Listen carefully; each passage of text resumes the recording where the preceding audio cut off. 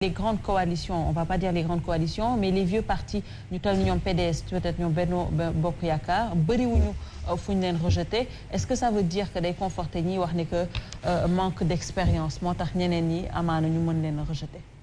xam nga loolu interprétation la mais boo gisee ni coalition yi demee léegi pratiquement c'est un faux-tout parce que ñi dafa jaxasoo.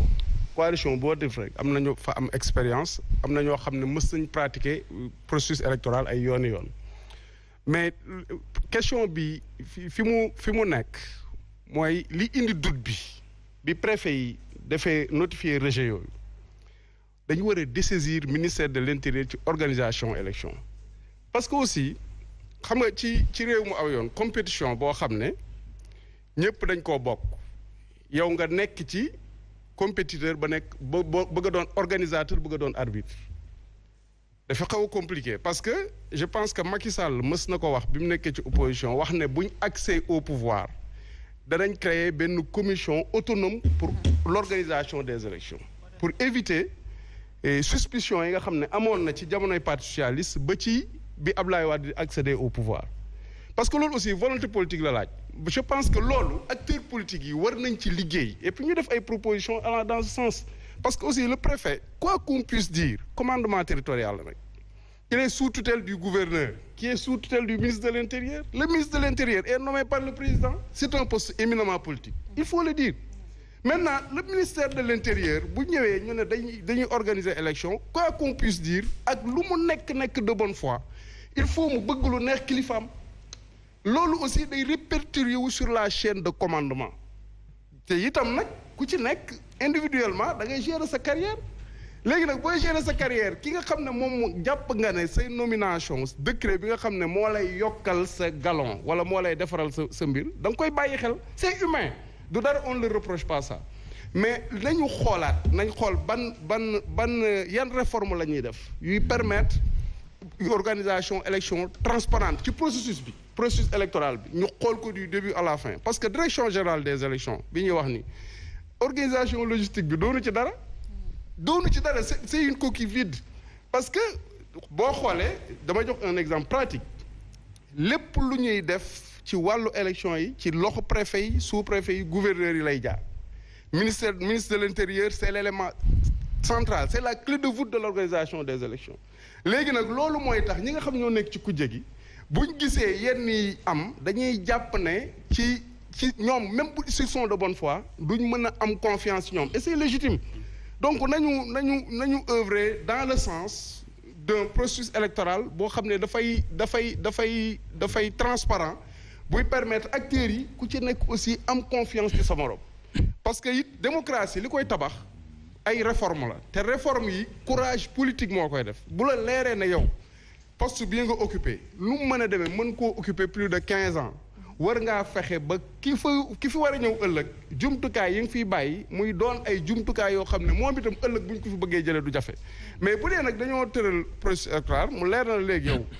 le commandement territorial bi ñoo yor l'organisation logistique ñoom ñooy recevoir liste yi ñoom ñooy apprécier ndax ki déposé li mu indi mat na wala matul bu fekkee ne ki leen yilif dafa am fu mu far loolu mën na indi sikki sàkka loolu moo tax rejet yi bi mu amee nit ñi aussi yuuxu mais aussi nañ saluer une chose xam nga justice bi ñuy critiquer bi préfet yi defee seen rejet ñoom ñoo restaurer l'opposition dans ses droits effectivement kon bu ñu waxee justice bi am na benn côté muy fonk donc la démocratie c'est une interactivité continue c'est une dynamique te danañ àgg peut-être ci benn évolution bu ñuy permettre ñu parfaire li ñu fiy wax yépp mu daje mënuñu xëy nag lépp sotteendoo mais au moins comme chaque fois nañuy poser acte yu ñuy permettre acteurs yi nga xam ne ñoo seq joŋante yi parce que sur le plan électoral ku ci nekk mën a am confiance parce que tout simplement ki nga xam ne mooy arbitrer day nekk benn structure boo xam ne day autonome. On va vers des élections, Serigne Saliou. On parle de violence préélectorale. Alors est-ce que ce qui se passe actuellement oui allez-y maître. C'est important par rapport à question boobu en tant que membre de l'organe de gouvernance de la coalition Gox Yu Bees pour avoir aussi à travers le Sénégal supervisé un peu le processus on peut apporter notre retour mën nañ indi suñu retour d'expérience comme ñuy waxee jàngat bi ma ci am ci déroulement en tout cas ou dépôt wu candidature yi ak déclaration d'investiture yi ñaar la bu ci njëkk mooy première constatation bi moom mooy daanaka ça fait longtemps organisé wuñu fii élection ñu bëri ci administration bi mën nañ jàpp ni sax ay préfet ak ay sous-préfet c'était la première fois ñuy présider ay commission en fait au Sénat d'une certaine manière maanaam mën nañ ne code bi voté nañu ko ministère de l'intérieur def nañ effort jéem a expliquer pour administration bi ci boppam ak candidats yi mais loolu doyul woon d'une certaine manière mën nañ jàpp ni aussi que tey fii élection nu muy dérouler daam pàcc bi nga xam ne code électoral bi moom ngay trouver solution bi am li nga xam ne pratique électorale la maanaam dañ koy doxalee noonu parce que loolu gis nañ ko ci désignation wu mandataires yi par exemple boo désigner benn mandataire tey nga am problème mu confiance nga ne da nga koy révoquer mën nga ñëw ne da nga koy révoquer ñu ne la non ka nga xam ne da nga ñàkk ci moom confiance woo ko mu ñëw signer ne moom d'accord na pour ñu révoquer ko xam nga loolu amul sens boo wutee solution bi ci code électoral bi aussi doo ko ci gis d'une certaine manière donc mais parce que nit ñi tàmm nañ ko def parce que genre sécurité supplémentaire la mais des fois ka nga xam ne révoqué nga ko dootu la sax wuyu téléphone ñu ne la pourtant foog mu teew pour ñëw donc mooy conclusion bi moom mooy tey am na benn taxaw seetlu bi nga xam ne bu ñu jógee ci lii war nañ ko def moom mooy am na li nga xam ne dañ ko war a codifier parce que bu ñu ko codifier wul rek day am benn marge d'appréciation et loolu mooy indi arbitraire bi maanaam ku ci nekk préfet bu ci nekk peut-être en fonction parce que ku ci nekk nit nga am nga say appartenance am nga say conviction peut-être mën nga demee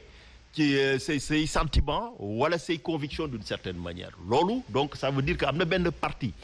organisation wu ak dépôt wu dossier yi bi nga xam ne fokk ñu gën ko encadrer ne tënk ko ci ay ponk loolu moo tax des fois da ngay gis benn préfet nangu lii beneen préfet bañ ko kenn admettre lii beneen préfet admettre léegi sama naataangoo wax na ko sànq. Et même si changement de mandataire yi peut-être mën na indi également jiixi jaaxa ci beaucoup de choses par exemple ce qui s'est passé à Kédougou sur le plan initial peut-être du woon Guirassy moo doon mandataire bi amoon na beneen mandataire dañ ko changer ou pas ba Guirassy mën fa dem pour demander ay information ça également. Kédougou moom c'est problématique parce que tey ci après-midi bi. Aïssatou Sakho bi nga xam ne femme leader la elle était candidate foofu amoon listam dañ ko rejeté woon. Pourtant cour d'appel moo ko rétablir ci ay droit dama jàpp ni fonctionnement wu préfecture wu Kédougou bi moom c'est un cas spécial bi nga xam ne war nañ ci penser wu sérieusement pour xool qu'est-ce qui s'est passé. En dehors de cas boobu c'est-à-dire bu ñu defee cas d'espèce yi à côté comme ni ma wax ñu raisonner de manière générale beneen jàngat bu ñu ciy am moom mooy aussi. Ça fait longtemps élection amul ñi nga xam ne sax dañ doon passer dans les partis politiques pour des experts électoraux mën nañ jàpp ne ñenn ñi ils ont perdu la main d'une certaine manière et que ñun en tout cas ci suñu coalition yàlla def na ne daanaka à part ñaari rejet yi nga xam ne peut-être coalition gox yu bees non parti politique laa yor ñeneen yor parti politique ay mouvement citoyen yu bëri nekk ci à travers le Sénégal mais lu ñu njëkk a def ñun un mois avant mooy expert électoral bi nga xam ne moo fi gën a ràññeeku moom lañ fi gën a ràññee muy Ndiaga Sylla ñun dañ ko jël yóbbu suñuy futur maire en tout cas futur candidat ñu defal leen session de formation ba pare ñu teg ñun suñuy sart ak suñuy ponk yi nga xam ne noonu la ñuy accompagner suñuy candidat waxuma ne loolu moo tax mais dama ne aussi parti yi foog ñu jël le temps maanaam tàggat préparer ñi nga xam ne aussi ñoom ñoo war a déposer dossier yi ndaam loolu am na ay préfets yi nga xam ne ñu ngi leen di ŋàññ par exemple ñu ngi wax ay cas parce que mais aussi am na ay préfets yi nga xam ne dañ leen war a féliciter parce que ñu ngi bëri jot naa leen téléphone waxtaan ak ñoom et tout ça en fait surtout début bi il y avait un dialogue entre les mandataires un dialogue continu bi nga xam ne souvent nit ñi dañ doon ñëw ñu ne leen soppi leen lii changer leen lii mooy recevabilité matérielle bi et tout ça donc loolu yëpp dañ ci war a def benn conclusion générale ak jurisprudence bi nga xam ne moom la cour d'appel yi joxe peut-être universitaires yi aussi ñoom ñoo ci war a sëgg ñu mën a am benn socle bi nga xam ne mooy codifier suñu pratique électorale boo xoolee pour ci tënk même préfet yi des fois ñenn ñi peut-être dañoo def lu leen neex peut-être je parle au conditionnel mais am na ñenn ñi nga xam ne ñàkk xam la parce que da ngay poser des fois da ngay jot préfet wala sous-préfet mu ne la dinaa xool code bi mais xam nga ne boo xoolee code bi du fa fekk réponse bi d'une certaine manière mais souvent principes généraux du droit yi ñooy organisé yi par exemple lépp luy mandat par exemple doo ko gis mandat principes généraux yu droit yi ñoo koy organisé par exemple mu ngi mel ni ma jox la suma caabi kër suba mën naa la ne indil ma ko léegi je suis pas obligé justifier wala indi beneen toog donc yooyu maanaam foog ñu systématiser ko loolu je pense que aujourd'hui loolu dafa nekk li nga xam ne élection lu am solo la ci démocratie mais boo xoolee même université fii amuñu fi ay master ou contentieux droit électoral wala droit électoral yooyu yëpp war nañ ci mën a teg pour tàggat ay nit yi nga xam ne dinañ am xarañte ba yeneen élection bu ñu ñëwaatee ñu mën a am réussite après lu mu ci wax aussi lu am solo la foofu laay jeexalee moom mooy dafa am commission donc électorale bi nga xam ne indépendant ak autonome bokkut donc opposition autonomie la mos di laaj parce que maanaam organe bi nga xam ne mooy saytu élection dafa war a tëddee njaxanaay d'une certaine manière et que loolu aussi moo tax saa yu coow amee ñuy tam nit ñi excusez-moi le terme dëmm parce que tout simplement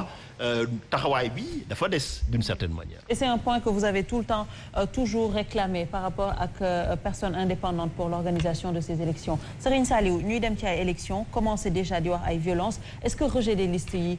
du ñu ne peut-être mën na yokk tension bi par rapport ak élections yi ñu jëm. Bon, déjà ce qui s'est passé à Kédougou présagé wul lu dal xel parce que Guirassy je crois que ak lu ñu mën a wax d'abord c'est un ancien ministre et en plus aussi Guirassy c'est un parlementaire je crois que on a usé de la violence sur Guirassy parce que simplement il voudrait exercer benn droit boo xam ne ni code électoral moo ko may donc moom je crois que 249. mais foofu est-ce que c'était pas seulement aux mandataires moom moo amoon droit accéder ci pourtant ci information yooyu. absolument moom rek moo am droit bi amul keneen ku ci am droit code électoral bi ki may mooy mandataire bi rek 249 283 moom rek la ko may donc mayu ko keneen. mais donc, sur ce point Guirassy n'était pas le mandataire même si rafetluñu ce qui s'est passé à Kédougou. non si Guirassy n'était pas le mandataire il n'en avait pas le droit mais si fekkee ne moom c'est le mandataire parce que moi je sais pas qui le mandataire su fekkee ne Guirassy moom moo nekkoon mandataire bi moom moo ci am droit dem parce que code électoral bi mandataire bi la may pour mu dem xool liste yi. alors sur les dossiers c'est une certaine Tania Bindia moom moo doon mandataire bi. waaw moom laa la moo tax ma ne bu ñu tënkool ci lu code électoral bi wax 249 284 il y a que le mandataire moom moo am droit dem xool yeneen liste ñi nga xamante ne du ay listam moom am na droit boobu amul keneen koo xam ne code électoral bi may na ko donc je dis que bu fekkee ne à ce niveau là Guirassy moom moo nekkoon mandataire bi am na droit bu fekkee ne du woon mandataire bi amul droit dem xool liste yi mais man dama bëggoon a wax encore un peu sur d'abord li am ci gëm sa bopp en plus aussi la tenue de ces des préfets et des sous-préfets plus aussi bon la conduite que devait tenir normalement la DG direction générale des élections parce que xam nga chaque fois élection bu dee jege si direction générale des élections ñoom dañuy déployer seeni moyens seeni nit dem au niveau de l'ensemble des régions du Sénégal bon rencontrer les acteurs politiques def yenn formation yi pendant une certaine durée et je crois que dans le passé vraiment ça a réussi en 2014 ils l'ont fait pendant presque un mois mais cette fois-ci on ne les a pas bien sentis sur le terrain d'autant plus que nag dafa am sax ay réformes au niveau même du vote donc je crois que à ce niveau-là ñoom am na benn taxawaay boo xamante ni waroon nañ ko ci maanaam amuñu ko ci pour le cas maintenant du rejet de Gëm Sa Bopp au niveau de Dakar man mën naa wax ne les responsabilités ont été partagées. Comment? Du côté peut-être du préfet et aussi surtout de Gëm Sa Bopp parce que moi ce que je peux pas comprendre un mouvement bien organisé comme bu Gëm Sa Bopp et en plus nga xam ne ki jiite mouvement bi moom candidature am il est question de sa candidature muy Bougane Gueye Dany je crois que waroon nañ jël toutes les précautions possibles faire de sorte que sur cette liste-là quand même du am yenn erreurs yi mais li nga xamante ne par exemple ñoom moom la ñu wax ce jour-là je me suis dit que loolu je ne sais pas ndax kari doon yóbbu dossier yi moo ko tey wala ou bien parce que mënuma jàpp ne loolu manque d'expérience politique la parce que mënuñu jël yeneen liste yi bu mat alors que au niveau de la ville de Dakar ou bien je ne sais pas ndax foofu li kii bi changé moo tax parce que on a dit que proportionnel bi c'est 55% fii c'est 45 mais ce que les gens devaient savoir te loolu ñoom chaque fois dañuy arc-bouté wu sur le chiffre de 90 daa leen le problème c'est pas d'avoir 90 le problème c'est d'avoir les dossiers yi nga xam ne moom la ñu laajte or quand il s'agit de l'élection au niveau de la ville de Dakar dañ ne pour la liste majoritaire il faut nga am 45 majoritaire ba pare am 45 suppléants ça vous fait 90 bu dee au niveau de la proportionnelle da ngay am 55 pour les suppléants tu divises 55 par 2 mu jox la 27 plus 1 muy nekk 28 et c'est ça qui fait que loolu mooy tax mu nekk 83 soo boolee l'ensemble ça vous fait 173 déclarations de candidature yoo xam war nga ko mën a am loolu je crois que c'est élémentaire loolu mandataire bi waroon na ko mën a xam mais bu fekkee ne ñoom dañ ne au niveau de la proportionnelle ils ont 45 suppléants 45 aussi pour les titulaires ça montre qu'il y a 10 yoo xamante ni yu ñu waroon a combler au niveau de la proportionnelle et on l'a pas fait moo tax ñoom may la rek xam nga sànq da nga évoqué code électoral pourquoi léegi yow code électoral boobu doo wax li mu may Bamba Fall ci laa jëm si ok c'est foofu c'est-à-dire kon maa ko yàkkamtee dégg non dinaa ñëw ci loolu non dama ne yéen dans un premier temps loolu la waroon ngeen koo saytu yéen waroon ngeen def de sorte que li ñu war a saytu yëpp non déedéet parce que non xam nga loolu aussi bas loolu aussi seetlu leen ko xamul tax parce que loolu seeni leader ñoom ñoo taxaw ñu ne ñun déposé nañ 45 fii ça nous fait 90 ma ne bu ngeen déposé 45 juum ngeen parce que bu leen déposé 45 bu devez déposé 55 ba pare déposé fii 28 loolu mooy tax seen liste mat mais il ne suffit pas d'avoir un nombre de 90 parce que dafay am loo xam ne c'est superflu il y a un excédent mais l'excédent était quand même superflu baaxul donc ngeen da ngeen war a tënku ci loolu dama ne un mandataire dafa war a nekk au début à la fin du processus un mandataire du ñu bàyyi ba à la fin ñu jël ko bu ko teg pour mu ñëw parce que moom Bamba Fall li mu wax Cheikh Omar l'a dit il a dégagé sa responsabilité en disant que man dañu ñëw rek jox ma mu yóbbu kooku mënul xam li nekk ci biir wala bu fekkente ne aussi deful un travail sérieux mënul xam li nekk ci biir au début et à la fin du processus gis nga ba ñuy remplir dossier yi ba ñuy def lépp bu pare daf ko war a saytu classé benn par benn kooku mandataire boobu tey parce que heure bu problème amee préfet moom lay woo fii ba élection laa wax parce que cas d'inéligibilité sax mën na am fii ba élection yi su amee chaque fois préfet du woo buggaan du woo keneen mandataire bi lay woo donc ça veut dire que mandataire bi dafa nekk le mandataire c'est pas un émissaire quelqu'un boo xam ne dafa war a impliqué wu ci dossier yi or de ce que j'ai vu Bamba Fall li mu wax keroog mooy moom il n'est même pas impliqué dans le dossier nan ngeen mën a jafe seen liggéey du début à la fin avec tous les gens que je connais au sein de Gëm Sa Bopp ñuy jël un Bamba Fall à la fin moi je n'ai rien contre Bamba Fall mais fi ñu ko jëlee foofu laa wax ne baaxul mënoo jëw liggéey sa liggéey ba à la fin bàyyi ba ci cappaandaw ga nga jël kenn koo xam ne nii moom ba yëf ya tàngee dafa daw responsabilité am foofu j'ai dit que Bass yéen vous avez fait preuve quand même foofu moom d'amateurisme ce qui est grave mais ma ñëw rek xam nga tax ce qui est grave c'est que le problème mooy seen leader bi nga xamante ne moom pour la première fois dafa war a dem élection fii nit ñi doon ko xaar mu waroon nekk un baromètre aussi pour les élections à venir parce que moom il va être candidat à la présidentielle de 2024 loolu je crois que dafa am loo xam ne daf ko yàqal te loolu je crois que nit ñi waru ñoon xaar foofu les gens vont se dire que au niveau de Gëm Sa Bopp c'est comme s'il y a pas des experts électoraux pour ñu war a mën def loolu deuxièmement peut-être que le préfet bi mu desee 50 minutes comme tu l'as dit mënoon na leen bàyyi mais xam nga aussi foofu man discours yi ma dégg dafa bari certains parce que préfet dana leen le dossier n'est pas complet ci biir conférence de presse bi certains disent que nous parce que keroog ki toogoon fii je crois ki toogoon fii Gëm Sa Bopp moom il n'a même pas parlé de dossier incomplet moom dane suñuy dossier mat na mais on avait un problème d'agencement ma ne non agencement mënul nekk problème parce que agencement mooy bu fekkee ne c'est au niveau peut-être de. Est-ce qu'il voulait pas parler du respect de la parité? Non bu fekkee ne loolu moom benn problème parce que loolu motif de rejet la. loolu motif de rejet la benn yoon dossier bu incomplet. c'est que lenn moom laa lay wax yow da nga évoqué sànq code électoral bi lu mu may ngiraas mais xam nga yéen. mais loolu rek laa bëgg a xam si Sadio xam nga yow nee nga code électoral bi lu mu may ngiraas. la question que je me pose est simple. pourquoi code électoral boobu li mu may waa Gëm Sa Bopp évoqué woo ko fii. loolu rek la mooy xam nga tey jii quelle que soit la situation. léegi bàyyi ko mu yeggali man dama la fi motif de rejet yi moom laa lay wax c'est-à-dire su fekkente ne dossier bi. dafa am conseil yu manqué. dañuy rejet dossier bi. su fekkente ne waaw moom laa wax mais non attention au niveau des conseils c'est-à-dire c'est là où se situe le problème.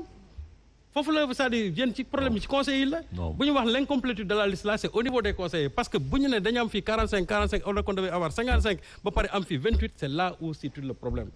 man foofu laa leen di ŋàññee parce que yéen je crois que il faut savoir faire la part des choses entre liste incomplète ak bu moom laa la wax effectivement